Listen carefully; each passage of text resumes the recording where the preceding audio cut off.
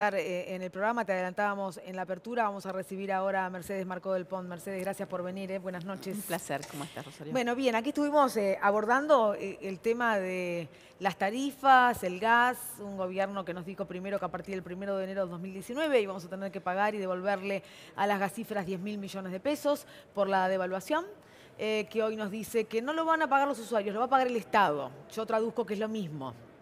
Pero bueno, todos tienen interpretaciones sobre esto. Y a última hora, Roberto Di Sandro desde Casa de Gobierno nos dijo que parece ser que le vamos a pedir un plazo de 1 año para poder hacerlo. La pregunta de fondo es, igual los argentinos vamos a pagar. ¿Por qué tenemos que pagarles este dinero a las empresas? Yo puedo meter un matiz distinto de lo que escuchaba recién que conversabas con la Pimpi y con el diputado.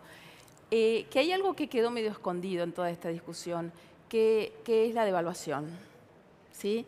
Y que la devaluación no nació de un repollo. No, es una decisión del gobierno. Te diría que la devaluación fue una imposición del Fondo Monetario Internacional. Por empezar, porque el dólar saltó un 120%, ¿sí? Y este aumento del dólar que el gobierno trata de siempre echarle la culpa a otro y decir que es porque en el mundo o en la región no es cierto, fue el país que más se devaluó la moneda a nivel internacional, es parte de una imposición del fondo que le dijo, deja flotar el dólar, ¿sí?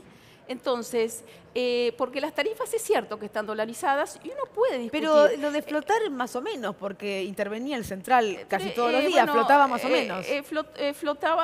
Intervino hasta que a partir de junio, te diría más concretamente, ahí las intervenciones, no hubo una posición, los condicionaba mucho en el sentido de cuánto podían vender, cuánto podían hacer de mercado de futuros, porque desde el primer momento uno lo escucha a la Lagarde y lee los documentos, siempre es que el ajuste, el trabajo sucio, lo haga la devaluación.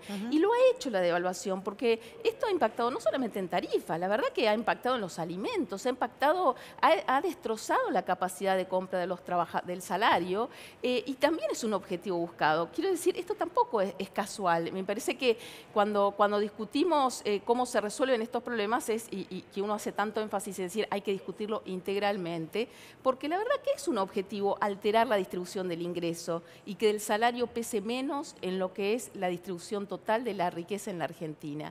Y la otra cosa de la cual tampoco se habla demasiado es el tema de los subsidios y el rol de los subsidios, que un poco ustedes lo tocaron también recién, porque se ha estigmatizado mucho el tema de los subsidios, como que culpa de todo. Macri viene y dice, ay, que lo gratis después te sale más caro y todo esto. Es falso, y bien lo planteaban recién, en todos los lugares del mundo se subsidian determinados servicios y la energía. Uno puede discutir muchísimo. Había que modificar la grilla de subsidios, había que hacer subsidios cruzados, gravar más a los que más pueden, gravar menos a los que no tienen. Pero me parece que es otra de las cuestiones que hay que meter en esta discusión. Y la tercera es cómo se paga, porque vos decían recién 10.000 millones de pesos, ¿no?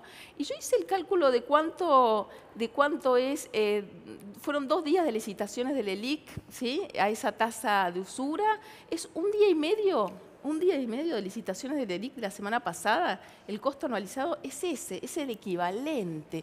Entonces, esa es la otra. Esta es la única cosa que se puede hacer, que también lo está metiendo mucho el gobierno. Es lo único, el único que queda, camino, dice el gobierno. A ver, mencionó el ELIC, y yo cuando me dicen el ELIC, pienso en Agustín Datelli, que siempre tiene algo para decirme sobre esto.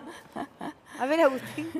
Bueno, Rosario, mira, te cuento. Planteaba recién Mercedes esto que comparto, que el Fondo Monetario le exigió a la Argentina la devaluación para generar ese trabajo sucio, digamos, que había que hacer en la economía. Ahora, para intentar frenar el dólar, porque se le iba completamente fuera de control el gobierno, acordate que metieron esto que vemos ahí de fondo, que es la aspiradora de pesos. Esta idea de que si sacamos todos los pesos de la economía, ya no hay para ir a comprar dólares, no va a haber para nada, pero bueno. Te cuento lo que pasó hoy, porque hoy hubo licitaciones de varios instrumentos de deuda. El gobierno sigue endeudándose y pagando cualquier cosa de tasa de interés con este objetivo. Hoy en LELIQs, estas letras de liquidez que le coloca el Banco Central a los bancos, se colocaron 107.774 millones de pesos. Por eso es válida la cuenta que hacía recién Mercedes en el pago de intereses. Vos pensá, se colocaron de nuevo más de 100.000, casi 110.000 millones de pesos. ¿A qué tasa de interés? Yo miraba y me reía hoy porque algunos medios decían, bajó un poco la tasa. Era 74, 73,99, una cosa maravillosa. Pero bueno, siguen en esos niveles la tasa de interés que hacen peligrar la sustentabilidad de la cadena de pagos. Pero hoy también se colocaron otros instrumentos. Mirá, te muestro. La LECAP, ¿te acordás que acá hablábamos de la sopa de letras que hay ahora? Bueno, la LECAP es la letra de capitalización, la emite el Tesoro, capitaliza intereses todos los meses.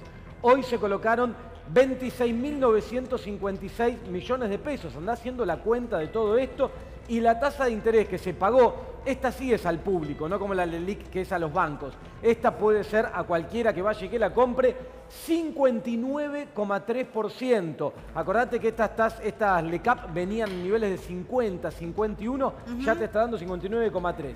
Pero hoy también el gobierno salió a buscar dólares, porque también necesita dólares, y para esto emitió letras del Tesoro, que son en dólares.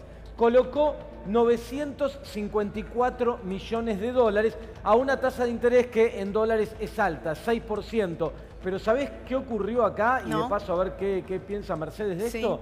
Se logró colocar solo el 64% de lo que se buscaba en dólares, en el objetivo que el gobierno tenía, lo cual a algunos le enciende una alarma y dice, ¿va a lograr el gobierno contar con los dólares que necesita para los próximos 2 años, aun si el Fondo Monetario desembolsa lo comprometido? Bueno, es un gran interrogante. A ver, ¿lo va a lograr, Mercedes?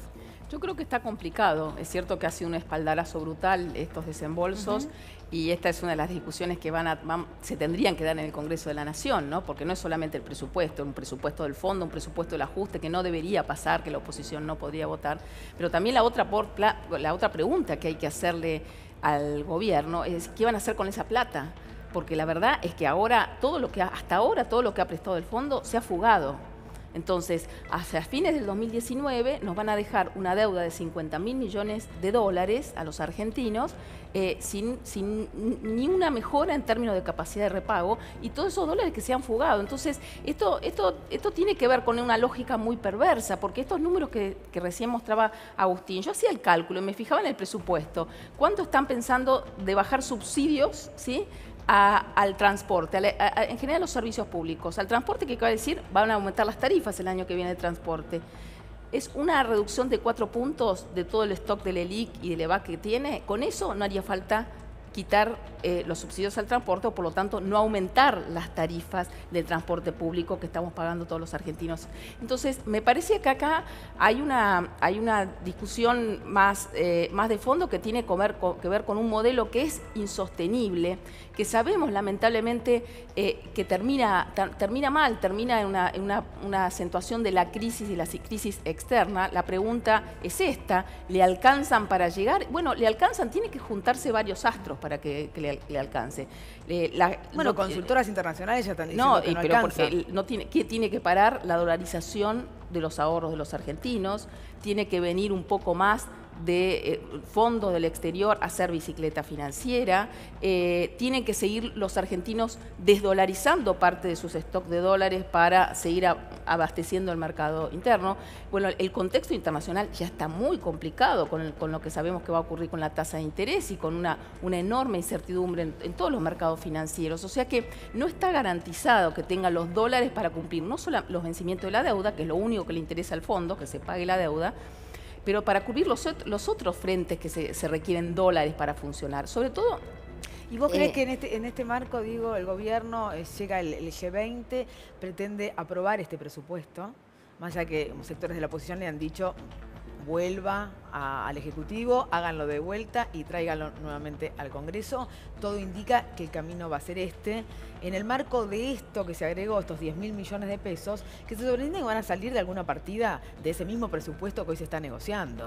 Sí, no solamente eso, ya el fondo, cuando ahora hace la proyección y está en lo que está escrito por ellos, en todo lo que son los escenarios, el base, el peor, el adverso, etcétera, dice, miren, si la economía no crece lo que nosotros proyectamos originalmente y crece crece menos, ¿sí? O cae más de lo que nosotros habíamos proyectado, que de hecho ya lo anticiparon.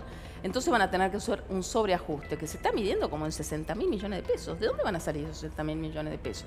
Entonces, esa es la discusión. Por eso creo que a veces es como un poco voluntarista creer que se va a poder cambiar el presupuesto, vaya y tráigalo de vuelta. Este es el presupuesto del fondo y para mí tiene una cuestión de simbología muy fuerte. Ahí voy a la política, Mercedes, porque en realidad político. el punto es que los gobernadores en su mayoría están dándole el sí a este presupuesto. Pero porque uno piensa, ¿quién se beneficia, salvo el gobierno, que va a hacer la buena letra y va a cumplir con los compromisos?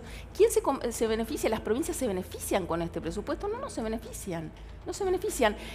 A los argentinos nos va a ir mejor, porque se está diciendo tanto de que es irresponsable, no darle gobernabilidad, etcétera. Ese es el discurso, ¿no? Ese es el discurso que es desestabilizador. La verdad que ser responsable sería no votar este presupuesto, porque además hay que pensarlo en perspectiva también de lo que nos toca para el 2019, que es construir una alternativa a este gobierno y saber que el próximo gobierno, que aspiro que sea una fuerza política distinta, con otro proyecto detrás, va a tener que sentarse a negociar este acuerdo con el fondo, va a tener que sentarse a reprogramar esta deuda con el fondo, y no es lo mismo decir, mira, a mí la oposición me votó este presupuesto, así que marche preso.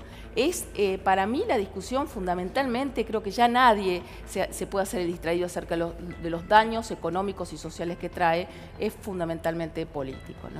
Mercedes Marcó del Pon, muchísimas gracias.